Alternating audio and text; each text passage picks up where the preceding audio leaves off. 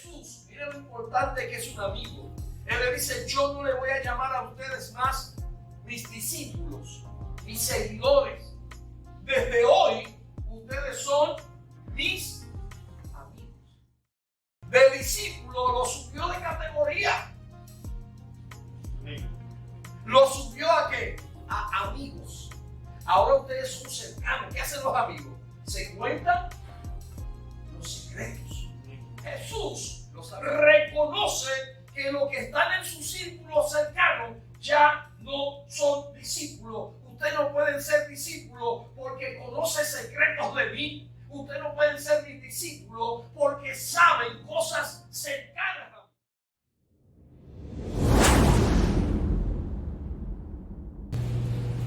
Génesis 22, el verso 2.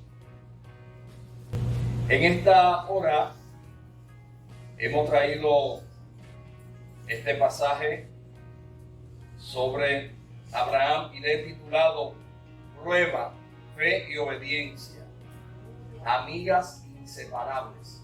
Amén. Pruebas, fe y obediencia, amigas inseparables. El mundo está compuesto de historias. Amén. Vivimos de historia. Usted y yo tenemos una historia. Donde trabajamos, la gente llega con una historia. Sea una historia real, una historia verídica que le haya sucedido, o una historia inventada. El gobierno tiene historia. El mundo tiene historia. Nosotros, usted tiene una historia y cuenta historia, y yo cuento historia. Y vivimos precisamente de eso, de historia. Al final del día, cuando llegamos a nuestra casa y hablamos con nuestra familia, le contamos lo que hicimos en el día. O sea, le contamos una historia. Cuando estamos en el salón de clase, contamos historia. En la iglesia, contamos historia. Así que el mundo vive ¿de qué? De historia. Es tan así que la gente le gusta ver películas, que no es otra cosa que le han contado y lo han puesto en ¿cómo se llama? En la pantalla, ¿verdad? Una historia. Las novelas son ¿qué? Historias. Así que siempre viviremos de historia. Por lo tanto, hoy he querido traerle una de las historias más fascinantes que pueda tener la Biblia. La historia del sacrificio de Isaac, el hijo amado de Abraham. Abraham tenía más de 100 años. Escuchen esto. Más de 100 años tenía ya Abraham. Junto a Sara, junto a Isaac, vivían ya felices. Viviendo el sueño de la promesa. Ya estaban a una edad que ya no podían ni siquiera seguir caminando, pero estaban felices porque estaban viviendo el sueño de la promesa. Escuchen esto, el sueño de la promesa que el Señor les había prometido. El Señor, la Biblia nos dice que el Señor le había prometido un hijo y se lo cumplió. La semana pasada habíamos estado hablando precisamente algo de eso, pero hoy quiero traerles sobre este hijo de la promesa y cómo Dios le pide, ¿verdad? Ese hijo de la promesa. Y ahí, a esos cientos tantos de años, 113, 114 por ahí, digamos, un promedio de edad, a esa edad se le presenta en su comodidad, en el disfrute de esa promesa, se le presenta una crisis. ¿Se puede creer eso? Que usted tenga crisis a los 100 y pico de años. ¿Usted se imagina?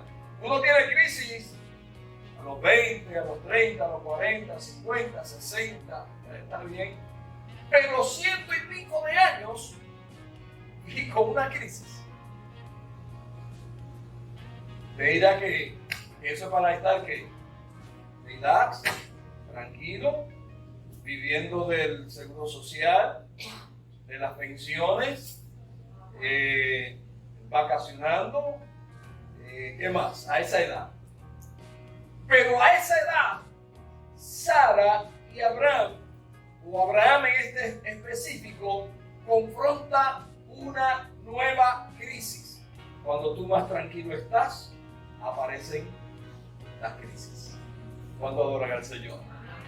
Así que, a esa edad, se enfrentan a la crisis más grande que pudieron haber tenido en toda su vida. Así que no importa la edad, las crisis no discriminan las edades. Escuchen esto, las crisis no discriminan por sexo, no discriminan por color o raza, no discriminan por estatus social, económico, político. Las crisis le pueden llegar a todos por igual. A usted y a mí nos llegan crisis. ¿Cuánto adoran al Señor? Amén. Mire, Dios le habla en el momento de la tranquilidad, en el momento apacible. Dios se le acerca a Abraham y le dice: oye, Abraham, ¿cómo están las cosas? Señor, gracias. Yo haciendo imaginándome esa conversación entre Dios y Abraham. Pues, oh, Dios, yo estoy más que bien, yo estoy más que agradecido. Estamos bien de salud. Estamos viejos, pero bien. Estamos disfrutando a este muchacho que nos llegó, al hijo, porque realmente Isaac pudo haber sido su bisnieto por la edad que él tenía. Estamos disfrutando al muchacho, se olvidaron del otro, ¿verdad? Pero es el hijo de mi corazón, es el hijo amado, es el único que tengo en términos de lo que tú me prometiste. Qué bueno que lo estás disfrutando, Abraham, me alegro. Viste, yo soy un Dios bondadoso, no, tú eres el mejor Dios, no hay otro Dios sobre la faz de la tierra como tú. Oiga, una conversación amena. Y a Dios se le ocurre en ese momento, ¿sabe qué, Abraham? Se me ocurre algo, lo que tú quieras, Dios. Si a usted Dios le da una promesa y le cumple una promesa y Dios a usted le da una petición, usted dirá: claro que sí, Dios. Si tú me has dado esto, me has dado lo otro, tú me has dado aquí, me has dado allá, pide lo que sea y yo lo voy a hacer. Pues mira, lo que quiero es que me dejes a tu hijo en sacrificio. Ese día no había comida. Ese día no bajaba agua por la garganta. Ese día el escalofrío, sudando frío, ¿sabe lo que pedirle a su hijo? Y no solamente a su hijo, porque usted tiene 10. Está bien, pues me quedan 9, me duele, pero me quedan 9. Pero le estaba pidiendo que el único, al cual había depositado y había derramado todo su amor sobre él, que había puesto toda su atención, la poca energía que le quedaba a 200 y pico de años, oiga, se la estaban dedicando a ese muchacho. Yo no sé si usted sabe, cuando el muchacho está creciendo, por eso que las mamás tienen sus muchachos a los 20 años, por ahí, ¿verdad? Porque le pueden dedicar toda esa energía. Porque después que ya usted está a cierta edad, que ese nene tiene una energía increíble, que se trepa por todas partes, que quiere que usted corra con él y usted no puede. Usted a esa edad no podía dar 2 pasos rápidos.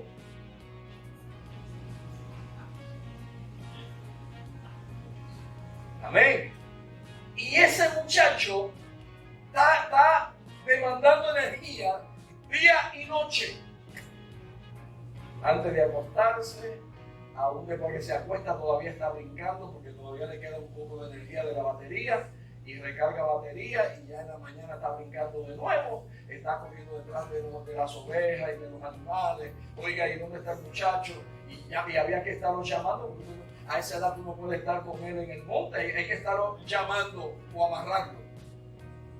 O sea, yo quiero que usted tenga una idea del problema y de la circunstancia que está viviendo Abraham, pero de todas maneras él se está disfrutando esa situación de su hijo, porque es el hijo de la promesa, es el hijo que Dios le dio, es el hijo de su anhelo, de su corazón, es la esperanza mundial, porque Dios le dice que su descendencia iba a ser grande. Es la esperanza más bien de un pueblo que no existe, pero que Dios se lo prometió. Mire, su único hijo, dice. La Septuaginta, uno de los libros que expresa, le dice: tu amado hijo, yo quiero que me lo des. Tu único y amado hijo. Quiero que me des no solamente a tu amado hijo, quiero que me des al heredero tuyo. ¿Sabe lo que es eso? Quiero que me des a tu legítimo heredero. Quiero que me des al hijo de la promesa, al hijo del pacto. Quiero que me des a la criatura del milagro, porque eso fue un milagro. Después que Dios hace un milagro, se lo está pidiendo para atrás. ¿Cuánto adora el Señor? Tremenda prueba. Ese es el momento de la prueba. Ese no es el momento de la fe, ese es el momento de la prueba.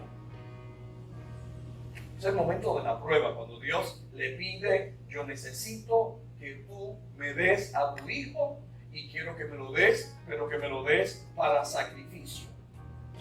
Esta prueba derrumbó por momento a cualquiera. Por momento derrumbó a Abraham. Y me imagino, yo quiero que usted se imagine todas las preguntas y todo lo que pasó por la mente de Abraham. Póngase usted como mamá o como papá, que Dios le pida a su hijo, a uno de sus hijos. Es más, que le pida al hijo más cercano a su corazón. Porque Dios sí sabe, aunque usted me diga, mamá o papá, que todos sus hijos son iguales para usted, Dios conoce y discierne los corazones suyos y sí sabe cuál es el hijo más cercano o la hija más cercana a su corazón. Cierto es que usted pues va a tener una excusa: no es que fulano me busca, o fulana o fulano me busca más, él es que más me llama, ¿verdad? Es que él desde pequeño fue el que más cerca estaba y que más enfermito, ¿verdad? Y siempre mamá tiene que una excusa para cuadrar el cariño que le tiene a ese en particular. En el caso mío, ¿ves? Yo cuadro todo para decir que cuál es el hijo que yo más quiero. ¿Verdad? Así que ese es el hijo del pacto, el hijo de la promesa, el que está adherido a su corazón, la criatura del milagro. Dios le dice: dámelo acá. Difícil decisión. Ahí tenía que decir sí o decir no. Después de haberlo meditado, le dijo que sí. Ahí entonces encontramos el segundo elemento. Ya tenemos la prueba. Ahora viene el elemento de la obediencia. ¿Cuánto adoran al Señor? Esta prueba iba a demostrar la obediencia de Abraham y además su fe. Realmente hay un problema, porque ¿cómo yo le voy a dar al Señor lo que Él me dio? La fe no es probada hasta que Dios nos pida algo que no queremos dar. Yo tengo fe, yo tengo fe. Todo el mundo dice tener fe. Hasta que Dios te dice: necesito que me des esto. Necesito esto tuyo. Ahí empieza a fluir, empieza a actuar la fe. Y yo quiero que cada uno de ustedes, yo sé que todos tenemos circunstancias, todos tenemos problemas, todos tenemos luchas, todos tenemos batallas, aleluya. Pero yo quiero que usted en esta mañana, cada uno de los que estamos aquí, empiece a activar esa fe, aleluya. Y cuando activamos esa fe, Dios escucha. Escuchen bien, Dios escucha cuando activamos esa poderosa palabra, pero esa acción que se llama fe. ¿Cuánto lo creen? ¿Cuánto creen que pueden activar ese elemento? Amén, aleluya. Así que, cuando Dios nos pide algo sumamente difícil, es que activamos. Parece imposible, eso que nos pide Dios parece imposible, pero ahí va el elemento de la obediencia, amén, y de la fe. A veces, las bendiciones de Dios nos hacen pensar, nos ponen a reflexionar, no podemos pensar claramente y a veces ponemos en duda lo que Dios nos ha prometido en los momentos de crisis. Mire, cada circunstancia que se menciona aquí está, como dicen algunos, fríamente calculado por Dios. Dios nunca te dejará en medio de la crisis. Yo no sé qué crisis tú puedas estar viviendo, pero Dios te va a sacar de ella. Amén. Esto de las crisis son como las noches. Llega la oscuridad, pero hay una garantía de ¿qué? De que al otro día saldrá el sol. Así que Abraham toma a este muchacho y toma 2 siervos suyos y van 4 camino a un monte llamado el monte Moria. Y yo quiero hacer como un paréntesis y hablar un poquito de este monte. Es un monte que toma notoriedad no solamente con Abraham. Dios le dice, yo quiero que vayas al monte Moria. Y el monte Moria estaba compuesto de varios montes. Cuando lo buscamos, vamos a ver algunos de ellos. Así que Dios le dice, yo quiero que vayas a ese monte, que vayas allí y me ofrezca a tu hijo. Y toma Abraham de los más pies y camina hacia el monte con los 2 siervos, el asno, que le pone la leña y todo. Pero en el camino, ¿verdad? Cuando se deja a su siervo y se va con el muchacho, él hace una palabra de fe y le dice a los siervos, quédense aquí, que el muchacho y yo vamos a ir a adorar y entonces regresaremos un acto de fe. Amén. Él está ¿qué? Diciendo con su boca, confesando un acto de fe. Yo voy a regresar. Nosotros vamos a regresar. Amén. Pero en el camino el muchacho le hace una pregunta. Oye, papi, a ti como que te está faltando algo. ¿Tú sabes que a esa edad la mente que empieza a fallar un poquito? Ella le da a mí y me falla. Y tan sencillo que cuando voy al supermercado se me olvida la mascarilla. Algo que estamos usando que. Y se me olvida. Se me olvidó donde pongo las llaves. ¿A cuánto le ha pasado que se olvidó de mí? ¿Ah? Los espejuelos. ¿Dónde que están los espejuelos? ¿Tú has visto mis espejuelos? Aquí vino un señor que lo tenía puesto y le dice a Yanira, no son los que usted tiene, pues, ay, perdóname. Se nos olvida cosas. ¿Dónde la pusimos? ¿Dónde está tal cosa? ¿Dónde está esto? A veces uno lo tiene ahí enfrente y no lo ve. Esa es la edad que tenemos. Imagínense 110 años. Yo lo perdono. Si se le olvidan los espejuelos a Abraham, yo lo perdono. Amén. Si se le olvida dónde dejó el machete, yo lo perdono. Si se le olvida el nombre de su único hijo, Es ustedes a la edad que tienen y le cambian los nombres a los hijos. ¿A cuánto le han cambiado los nombres a los hijos? Yo no lo he hecho. Beatriz y yo nunca le hemos cambiado el nombre a nuestros hijos. Y la gente dirá, ¿por qué? Ve que tenemos una sola hija, así que no hay forma. Así que yo perdono a Abraham si se le olvida algo. Claro que se le puede olvidar. Es a nosotros se nos olvida. Abraham con 100 y pico de años se le olvidó algo y el muchacho está tratando de ayudar al papá. El muchacho como que no sabe lo que está sucediendo y le dice, papi, tenemos la leña, tú tienes el fuego, pero no tenemos el cordero para el sacrificio. Se nos olvidó el cordero, la oveja se quedó, tenemos que regresar. Pero ¿saben qué? Llevaban 3 días de camino, así que ya no podían regresar a casa. Era 3 días más, sería 6 para regresar. 3 días después serían 9, 3 días para regresar. ¿Cuánto sería? 12 días.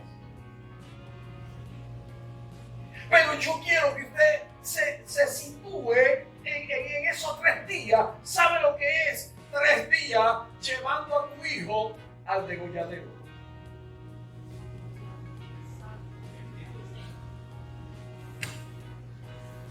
Usted sabe, el primer día, aquí hay algo malo, aquí hay algo malo. El segundo día, Señor, pero haz algo, arrepiéntete. Yo imagino a Abraham hablando con Dios constantemente. Dios, respóndeme. Y tú me dijiste esto, pero yo quiero que me confirmes. Que no estamos pidiendo confirmación. Para cualquier cosa estamos pidiendo confirmación. Señor, confírmame. Dios ya le había dado la palabra. Dios no iba a dar la confirmación, ya estaba hecho. 3 días en el camino, 3 días de ansiedad. ¿Sabe lo que son 3 días? Que usted va a llevar a su hijo a matar. Y que lo va a matar usted. Y que lo está llevando es usted. No sé, quiero que se sitúen en esa circunstancia. 3 días de ansiedad. 3 días de depresión.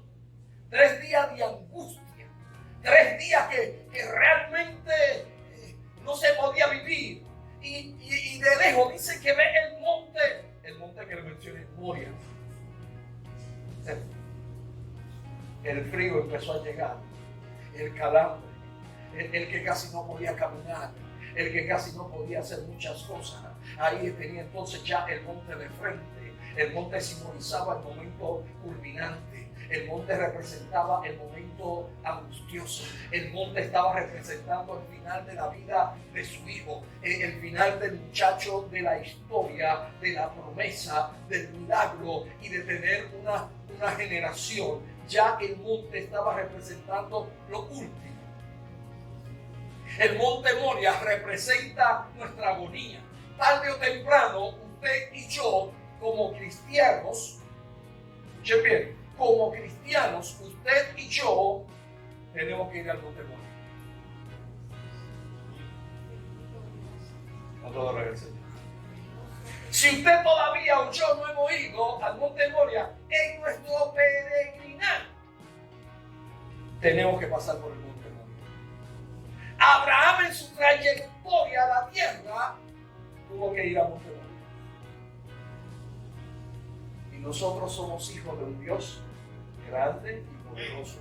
Usted y yo somos hijos de un Dios grande. Y a veces nos pide cosas que no queremos darle, que no queremos soltar. Por lo tanto, nos llevará él ¿a dónde? Al monte Moria.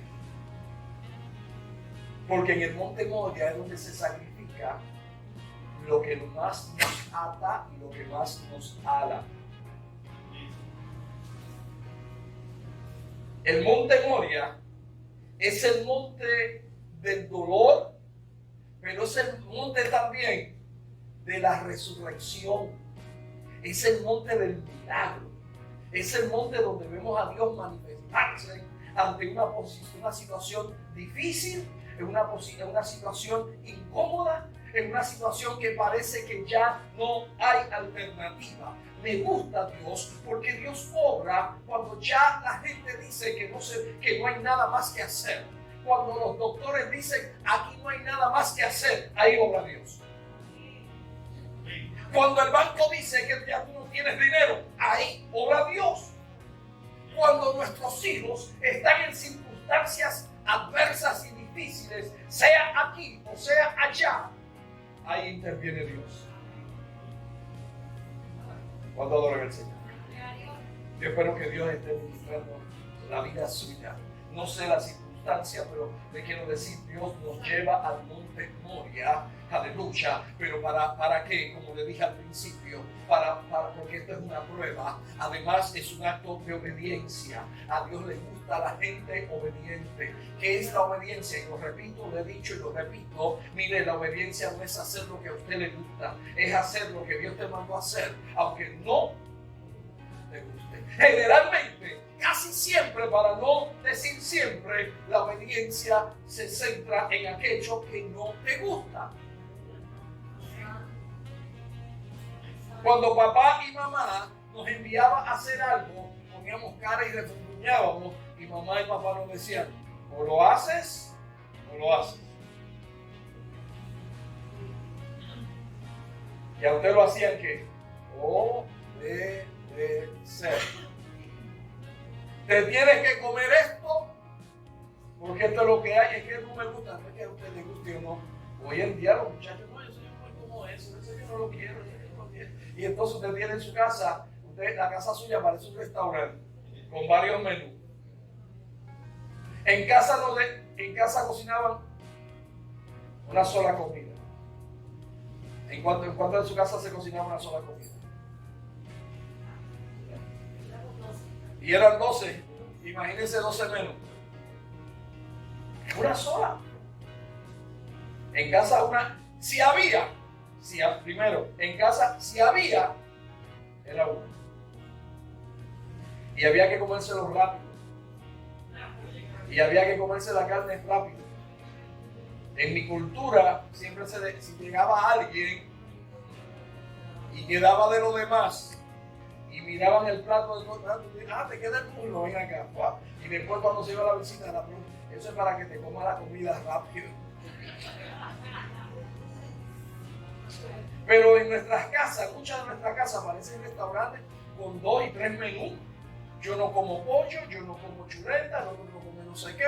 Pues vamos, hazte esto, hazte lo otro, hazte lo aquello. Y nosotros pues hemos fomentado este evento, ¿verdad? En casa la obediencia era, te tienes que comer lo que se te puso en el plato. Y nosotros como muchachos mirábamos el plato de mis hermanos o de mis primos a ver si le habían echado más carne o más. ¿Y por qué a fulano? ¿Y por qué a fulano? ¿Y por qué a fulano? Y usted sabe lo que en mi caso, en lo que mi mamá decía, comes y callas. Y hasta ahí llega. En el monte Moria no hay protesta alguna. Es todo confiar en quién. En el Señor, aquí estoy. Y el muchacho pone en jaque mate al papá.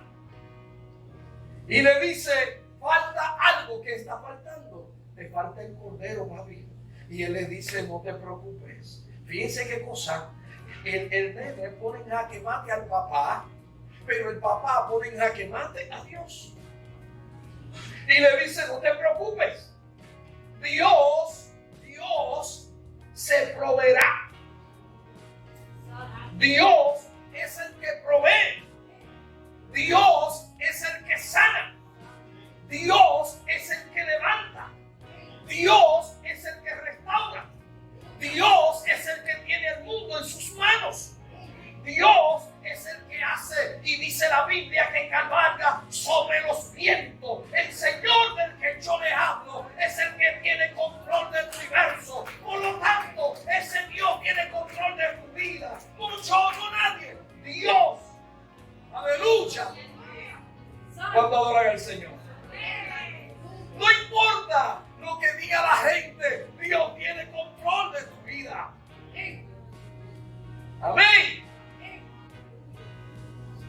Dice que ante la presencia del Señor tiembla la tierra.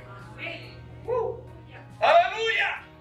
Escuche eso. Cuando el Señor se presenta, la tierra se estremece. Pero también dice, del Señor es la tierra y su plenitud. El mundo y los que en él habitamos. Somos del Señor. Así es que, ¿qué hace Abraham? Es un problema tuyo, Dios. Yo quiero que usted le diga eso a Dios.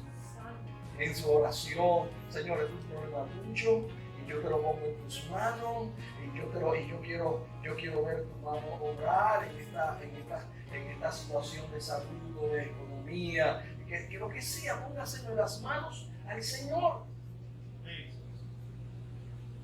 Y le dice, Señor, yo soy tu siervo, yo soy tu sierva y aquí te pongo esto en tus manos. No es que usted no se va a preocupar, usted se va a preocupar, lo sé. Somos humanos y humanamente esta historia, ¿se acuerda que le empecé hablando de la historia? Esta historia tal vez se parece a la suya o se parece a la mía, pero todos nosotros pasaremos por gloria y pasaremos ese proyecto hasta allá. Así que caminaron hasta allá. A veces las peticiones que Dios nos da, nos hace, puede que nos pongan a temblar, pero Dios tiene una alternativa para cada uno de nosotros. Perder a su único hijo, en quien estaban centradas todas y sus más preciadas esperanzas. Perderlo por un acto de su propia mano, mire, era difícil. Por lo tanto, se requería ofrecerlo como sacrificio. Y no era simplemente por un paso sencillo de para inmolar. No. Aquí hay algo más profundo que tratar de ser inmolado. Es un acto de fe, de obediencia y además una prueba que tenía que ser superada. En el monte Moria, el Padre ofrece al Hijo. Ese monte es el mismo monte donde Dios ofreció a su Hijo Jesús. ¿Saben el Gólgota? Ese es. Ese monte es el monte Moria. Se hace notorio no solamente por Abraham, sino porque Jesús también fue ofrecido en el mismo monte. Con una pequeña y leve, mire, escuchen bien, una leve diferencia. Que con Abraham Dios le salvó la vida a Isaac. Pero más tarde, 2000 años después, el Hijo de Dios muere. Pero ¿saben para qué, verdad? Para darnos vida. Por lo tanto, allá hubo vida y acá en abundancia. Lo único, la diferencia de los dos actos es el tiempo, no el monte. La otra diferencia, son dos muchachos, dos hijos. Pero en ambos surge la vida en medio de la crisis. ¿Saben qué? El cuerpo de este muchacho fue puesto como ofrenda. El papá hace un altar, pone la leña, acuesta el muchacho y toma el cuchillo. Yo tengo un cuadro hace años que me regalaron. Hace tantos años que no recuerdo si me lo regalaron o lo compré, lo tengo en mi oficina. Que se llama Isaac y Abraham. Y él tiene el cuchillo. Oye, y él levanta el cuchillo para degollar al hijo. Nadie habla del hijo. Generalmente hablamos de Abraham. Nadie habla de Moria. Generalmente hablamos de la fe de Abraham. Pero ese muchacho es un ser humano.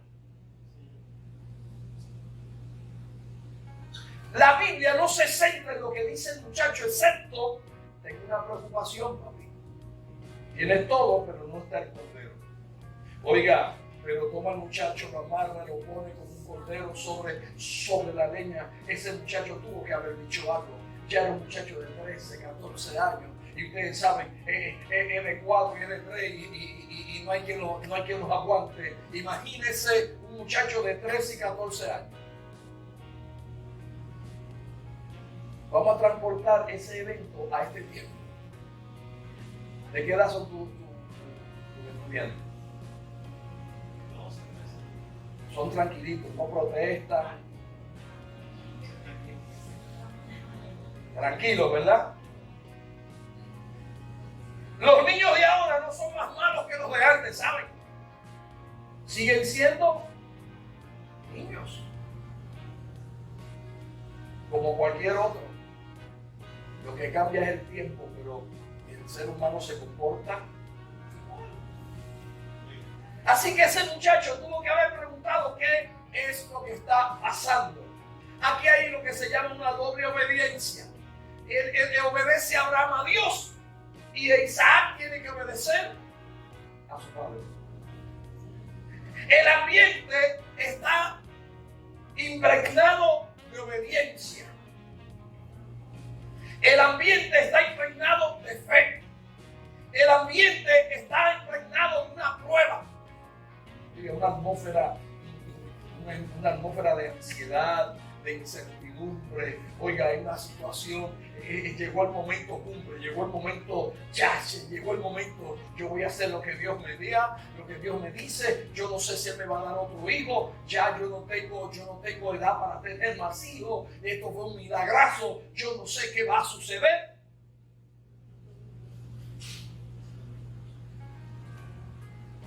Lo lleva al monte Moria. El monte Moria significa donde Dios se aparece. Por eso le digo que cada uno de nosotros, tarde o temprano, pasaremos por el monte Moria. Dios se aparece en medio de nuestras crisis. Eso es Moria. No es que cuando tú estás en crisis eso es Moria, no. Es cuando Dios se aparece en tu crisis. ¿Saben qué? Cuando Él tiene el cuchillo en mano que ya va a degollar, escucha la voz del ángel y le dice: Abraham, le dice: heme aquí estoy, detente, no le haga daños al muchacho. Ya yo conozco tu corazón.